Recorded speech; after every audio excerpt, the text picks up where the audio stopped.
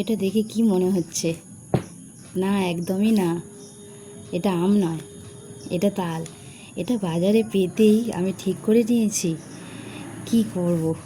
তাই সেই মতো ময়দা মেখে লুচিগুলি করে নিলাম। লুচির সাথে আমাদের অন্য কিছু খেতে ইচ্ছে করে না, তাই একটু চা করেছি। এটা যারা যারা খেয়েছে তাদের আর বলতে হবে না কেমন লাগে।